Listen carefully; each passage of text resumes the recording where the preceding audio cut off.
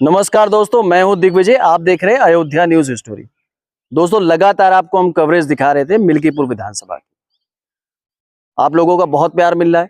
ऐसे में जब लगातार कवरेज दिखाते रहे तो एक चर्चा चलती रही, लगातार कई प्रत्याशियों का नाम यहाँ की जो जनता है वो लेती रही है।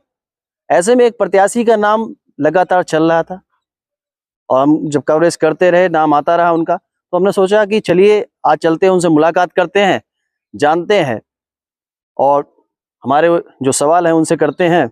तो सियाराम रावत जी का नाम काफी चर्चा में चल रहा था। ऐसे में हमारे साथ में सियाराम रावत जी मौजूद हैं। पहले तो आपका बहुत बहुत स्वागत है चैनल पर। चलिए, बहुत बहुत धन्यवाद आपको भी। जी, हम कहेंगे कि ये बताइए हमें, आपकी दावेदारी लोग बता रहे बहुत मजबूत है।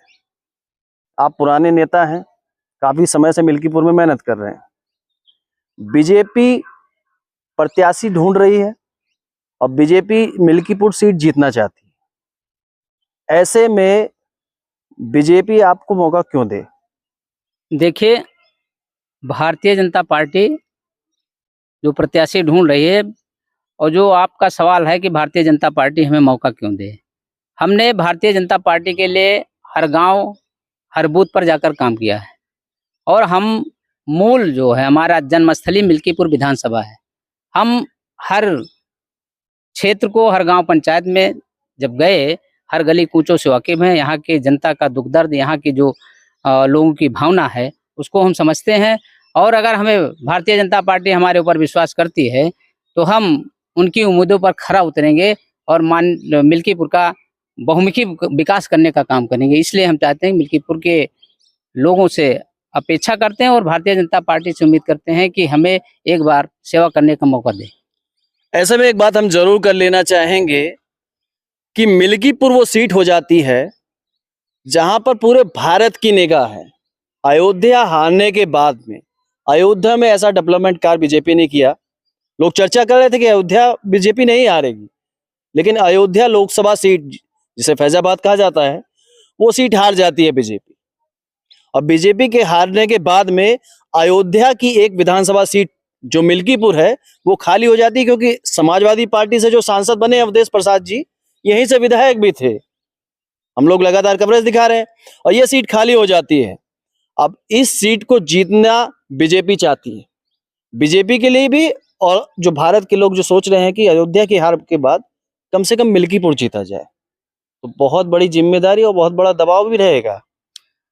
अयोध्या हारना हम लोगों का दुर्भाग्यपूर्ण रहा, लेकिन मिल्कीपुर में ये स्थिति नहीं है।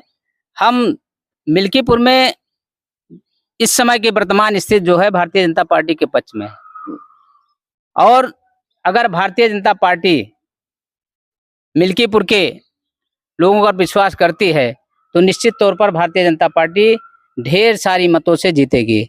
हम 2022 में हमारा दुर्भाग्य रहा कि मिल्कीपुर विधानसभा का जो टिकट रहा, जनता के आक्रोश के बाद भी पूर्व प्रत्याशियों को मिल गया, इसलिए हम 22 की हार के साथ साथ 24 भी हार गए। लेकिन अब जो स्थिति बनी है ये उपचुनाव की, ये भारतीय जनता पार्टी जीतेगी और मिल्कीपुर जीतकर हम फिर से एक संदेश देंगे कि भारतीय जनता पार्टी अयोध्या में मजबूत है। अयोध्या में भारतीय जनता पार्टी मजबूत है। ऐसे में एक बात हम करेंगे, करीब 7,000 वोटों का अंतर लोकसभा सीट पर रहा था। इसमें विधायक जी 7,000 वोटों का अंतर रहा था इस सीट पर और अवधेश प्रसाद लगभग 54,000 वोटों से लोकसभा चुनाव जीते थे। अजीत प्रसाद को टिकट तो मिल गया है समाजवादी पार्टी का, लेकिन लोग ये कह रहे हैं चुनाव अवधेश प्रसाद लड़ रहे हैं। तो क्या योगी जी का ये विधायक योगी जी को मिल्कीपुर की सीट जीत कर तोहफा देगा? जी जी, निश्चित तौर पर देगा। देखिए, हम जो 19 में ये विधानसभा लोकसभा में 7700 से हारे थे, अब की बार 7000 कुछ से फिर हार गए। ये जो हार हुई ये हमारे लोगों के कुछ आत्मविश्वास के नाते हुई। कुछ लोग कह रहे थे कि अयोध्या हम जीतेंगे चाहे जैसे भी जीत लें। कुछ लोगों के जो ओवर कॉन्फिडेंस रहा, इसके कारण भी हम मिल्कीपुर हार गए और ऐसा विधानसभा के चुनाव में ऐसा नहीं होगा। हम इसको निश्चित तौर पर जीतेंगे, इसमें कोई दो राय नहीं है। अवधेश प्रसाद जी कहते हैं विधानसभा मिल्कीपुर का जो चुनाव है हम लोग 50,000 वोटों जीतेंगे, दावा कर रहे हैं। ये उनकी गलतफहमी है। भारतीय जनता पार्टी 2014 में 87,000 कुछ वोट पाकर लोकसभा में। 2017 में जब गोरखनाथ जी यहाँ से विधायक हुए तो 89,000 कुछ वोट पाए। और भारतीय जनता पार्टी मिल्कीपुर विधानसभा हारी जरूर, लेकिन उसके बावजूद भी इसका मत प्रतिशत बढ़ता ही गया। अब की बार निश्चित तौर पर और ढेर सारी मतों से हम भारतीय जनता पार्टी को आगे बढ़ाएंगे और जीतेंगे भी। तो दोस्तों, जितने भी लोग हमारे इस वीडियो को देख रहे हैं, हम आपसे भी एक सवाल कर लेते हैं। आप लोगों का बहुत कमेंट आता है हमारी वीडियो पर, तो एक सवाल आप सही है, कुछ लोगों की चर्चा तेज है, आपने लगातार वीडियो हमारी देखी है। ऐसे में आपको क्या लग रहा है, बीजेपी से किसको टिकट मिलना चाहिए?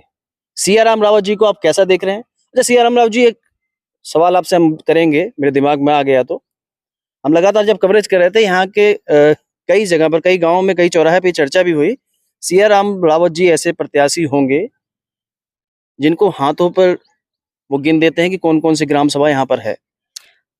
ये सही है। हम जब से राजनीति शुरुआत किए हैं, हर गांव पंचायत में जाकर काम किए हैं। हमारे मिल्कीपुर विधानसभा में 191 गांव पंचायत, एक नगर पंचायत है।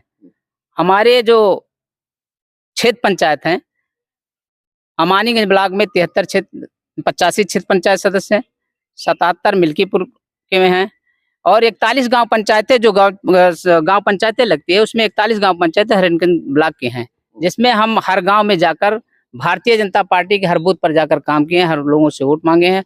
और अगर आपका वीडियो लंबा ना हो तो हर गांव पंचायतों को हम उंगली पर गिना सकते हैं, तीनों ब्लॉक की गांव पंचायतों को हम गिना सकते हैं। नहीं, वीडियो काफी लंबा हो जाएगा और व्यूअर्स को देखते हुए एक सवाल है हम करना चाहेंगे। आपकी राजनीति की शुरुआत कब से हुई, कैसे हुई, हम कुछ बताना चाहेंगे? जी, हम 1989 से राजनीति समाज सेवा में आए और 1995 में पहली बार अपनी गांव पंचायत पड़किया के ग्राम प्रधान हुए। सबसे कम उम्र में हम प्रधान हुए थे। उसके बाद लगातार हम 2000 में जिला पंचायत लड़े, जो 2000 में जिला पंचायत सदस्य हुए। आज भी गांव पंचायत के प्रधान हैं, तब से लगातार गांव पंचायत के प्रधान हैं और क्षेत्र पंचायत सदस्य भी हमारी बहू है। हम राजनीतिक क्षेत्र में हर लोगों के सुख दुख में जाकर हर समय उपस्थित रहे, इसलिए हम मिल्कीपुर की नौयत को जानते हैं। तो दोस्तों, आप लोग देख रहे थे हमारे साथ में दोस्तों सियाराम रावत जी हमारे साथ में मौजूद हैं। एक सवाल आपसे हम करना चाहेंगे। बीजेपी की जो लिस्ट है प्रत्याशी के लिए, बड़ी लंबी लिस्ट है, बहुत सारे लोगों ने आवेदन कर रखा है और उसमें आपकी नाम की जो चर्चा है वो ऊपर चल रही है। ऐसे में यदि बीजेपी आपको टिकट दे देती है और आप मिल्कीपुर से विधायक बनते हैं, तो मिल्कीपुर की जनता के लिए आप क्या करना चाहेंगे और क्या करेंगे, क्या प्लान है आपके दिमाग में? क्योंकि मिल्कीपुर में हम लोग कवरेज कर रहे हैं, बहुत सारी समस्याएं भी दिख रही है, तो उसको आप कैसे देखते हैं वो हम जानना चाहेंगे और जनता भी जानना चाहेगी। ऐसा है कि मिल्कीपुर के जो लंबी लिस्ट है, इसका एक कारण है कि भारतीय जनता पार्टी पर लोगों को विश्वास है और अगर हमें भारतीय जनता पार्टी हमारे ऊपर विश्वास करती है, मिल्कीपुर का विधानसभा का टिकट देगी, तो मिल्कीपुर के विधानसभा की सीट हम जीतकर योगी जी को उपहार स्वरूप देने का काम करेंगे। यदि आप विधायक बनते हैं तो हम मिल्कीपुर के लोगों के भावनाओं को समझते हैं। हम यहाँ पैदा हुए हैं, हम बचपन से लेकर जो उम्र हमारी बीती मिल्कीपुर के लोगों के बीच में बीती है, उनकी भावनाओं को समझ रहे हैं। अगर यहाँ का नौजवान बेरोजगार है तो हम मिल्कीपुर में ऐसा उद्योग स्थापित करने का काम करेंगे, अपनी सरकार से मांग करके स्थापित कराएंगे कि जिससे यहाँ के नौजवान, शिक्षित नौजवानों को पलायन न करना पड़े, रोजगार के लिए कहीं जाना न पड़े और मिल्कीपुर के किसान की जो समस्या है, उन समस्या के लिए अपनी सरकार से मांग करेंगे, उनकी समस्या का समाधान हो। जो मिल्कीपुर में सड़कें हैं, जो कच्ची सड़कें हैं, उनको अपने सरकार से उस योजनाओं को स्वीकृत कराकर उस पर काम कराने का काम करेंगे। हम मिल्कीपुर में हमेशा बने रहेंगे, उनके सुख दुख में हर वक्त उपस्थित रहेंगे, ये हमारी प्राथमिकता रहेगी।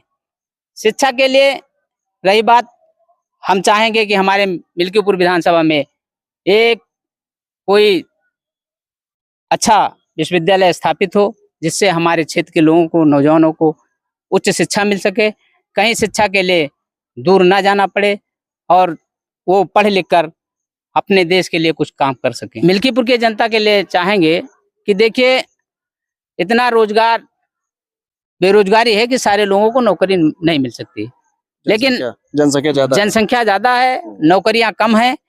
हम अपनी सरकार से मांग करेंगे कि कोई ऐसी योजना चले जिससे मिल्कीपुर के बेरोजगार और शिक्षित बेरोजगारों को कम लोन, मतलब कम ब्याज में लोन दें और वो अपना जो छोटे मोटे बिजनेस हैं वो करें, उनकी बेरोजगारी दूर हो, वो आगे बढ़ें। ये हम प्रयास करेंगे, सरकार से मांग करेंगे। नहीं, बहुत ही अच्छी सोच है आपकी। आप लोग भी कमेंट बॉक्स में जवाब दीजिएगा कि नेताजी की सोच के बारे में आप क्या सोचते हैं और ऐसा विधायक आपको मिलता है तो आप क्या देखते हैं। अपनी राय आप कमेंट बॉक्स में देते रहिएगा। आप किसको देखना चाहते हैं यहाँ से प्रत्याशी, क्योंकि इसके लिए भी लगातार कमेंट आ रहा है। मिल्कीपुर से कौन होगा बीजेपी का विधानसभा का प्रत्याशी।